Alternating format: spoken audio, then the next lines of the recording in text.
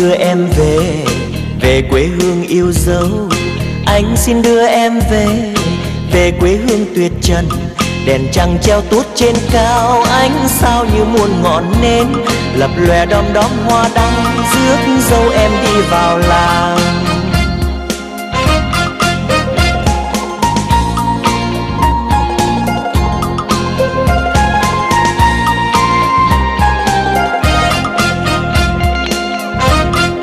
Em theo anh đi về, về quê hương ta sống. Em theo anh đi về, tình quê hương mặn nồng, đồng xanh như gái chưa con, luống nhung xôn xao chào đón.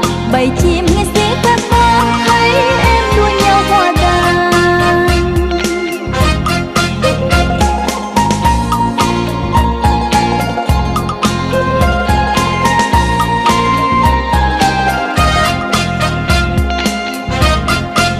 Em thấy không em thấy không em thấy không em, quê hương ta ôi quê hương tuyệt vời, quê hương tuyệt vời.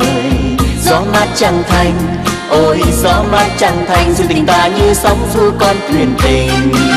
Anh thấy không anh, anh thấy không anh, anh thấy không anh, quê hương ta ơi quê hương tuyệt vời, Quê hương tuyệt vời, nước mắt hoa thơm, ôi nước mắt hoa thơm đưa tình ta đi tới giấc mơ tuyệt vời.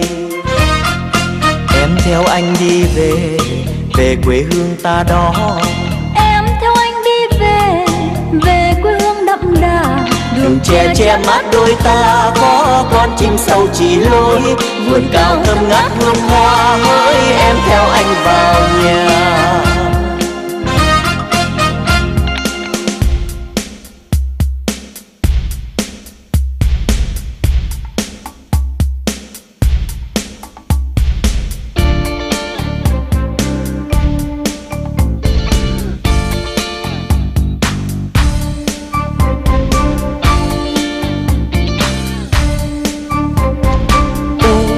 Sáng hôm nay trên quê hương tôi, quê hương xinh xinh, quê hương hữu tình, quê hương xinh xinh, quê hương hòa bình. Đường nở hoa trắng xanh vàng biếc, đẹp làm sao bướm bay chập chờn. Đàn chim non véo von ngọn tre, khăn màu son áo màu vàng. Ơi bà con đến xem mùa cưới, chân hai cong tay dù hồng, lâu thật lâu mới thấy được một ngày vui. Ô sáng hôm nay quê tôi ra xem, cô dâu con y chang mỹ miều, cô dâu non non dung nhan mặn mà. Chà nhà ai có ông rể quý, Chà nhà ai có cô dâu hiền. Ồ ngộ thấy có con lợn quay, xôi đầy măng câu đầy buồn. Đây nguồn vui hiếm hoi ngày cưới, trông thật hay trông buồn cười, ra mà xem mới thấy được cả niềm vui.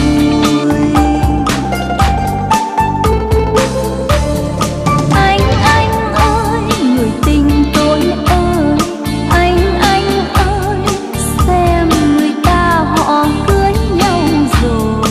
Em ơi người tình tôi ơi, em ơi chuyện chúng mình đã tính sao chưa?